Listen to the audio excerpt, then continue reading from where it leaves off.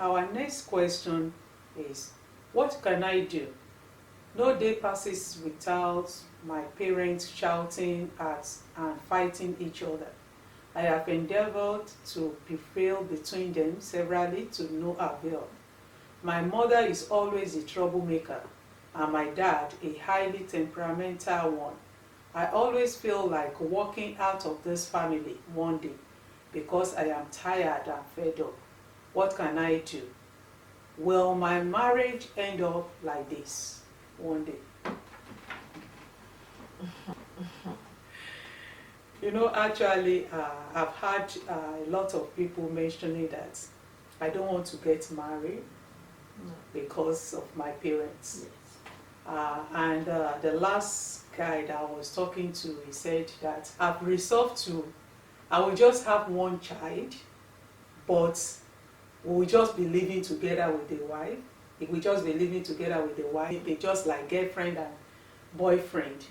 And if eventually she decided to go, there's nothing that connects them together except the child. And he said he's going to be responsible because he has seen his parents fighting every day. You know, well, the girl asks, what can I do? Will my marriage end up like this? That is the fear of multiple people. What do you think? The first thing I'd like to say is that our past doesn't define us. Exactly. A lot of people get trapped in this past mantra in a sense that, oh, if this happened, then that's all. It doesn't. Mm-hmm. There are people who have very challenging past, Mm-hmm. and they made something out of their life. So for the person asking the question, the first thing I want to say is that we should never, my parents didn't have a university education, so that means I'm not going to have a university education. It doesn't mean there's no billionaire in our family. I read the story of this guy in the UFC, Frank, can't pronounce his name well. And when I read the story, you know, he grew up in Cameroon. Mm-hmm. And when he grew up, he told them that I am going to become somebody important in life. As somebody called him and said, show me the grave of your grandfather. And they showed him. They said, this is where you're going to live and die. He said, no. And this guy found a way into Europe, and he became, you know, the world heavyweight champion in the UFC. And today he's going back to his village. And people started saying, oh, so what he said was true. Mm-hmm. So what I'm saying in essence is that we should not get trapped by our past. It is true that what we have seen around has a way it influences our mind. Mm-hmm. A lot of people, what she said is not different from what a lot of people have said.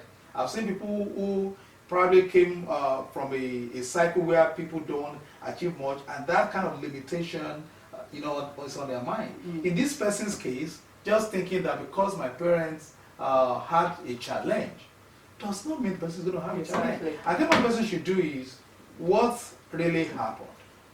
What are the things I should learn? Mm-hmm. You know, somebody said we can learn from our own mistakes, but we can also learn from the mistakes of others. You know? And that's why sometimes I ask people, I say, the fact that something happened does not mean it has to always happen. Mm-hmm. And the person just has to sit there and say, okay, what are the things I need to do to ensure that this does not happen? So I don't know what other people have to say, but personally I feel not associating what had happened before and not seeing it as the only thing that determines our destiny and the way our life goes is very crucial. Mm-hmm. I totally agree with you, Dr. Ujori and Mrs. Akintade. Again, we are talking about childhood trauma. Mm. This is childhood trauma, just like the previous one that we read before. This is childhood trauma, and it's real, for real. Mm-hmm. I mean, there's no two way about it. You know, it's so easy. You know, like we can easily say, you know, yeah, you know, be resilient. You know, do better. You know, like Mm-hmm. yeah, I don't want you know be better than your parents, but it's definitely it's a lot of work. The impact is beyond what we can, you know, the scope of what we can actually see or fully grasp. Mm-hmm. It's the individuals that have gone through it or are going through it that can actually tell you. But of course, we have a society that is so hush-hush. We have a society that, okay, let's cover it up, okay, let's put Band-Aid on the wound, okay, you can do this, you can do that.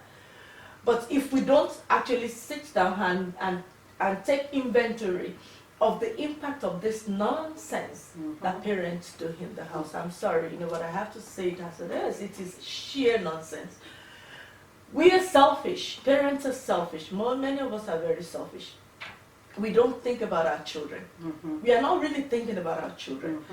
Because in this instance, like this girl is, or this person is saying, what can I do? Why do we continue to put this burden on our children? I'm sorry, I'm passionate about this, because when it comes to children, I'm sorry, I cannot mince words.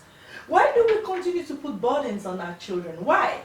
Why do we do this to them? These are our next generation. These are the children. They are so vulnerable.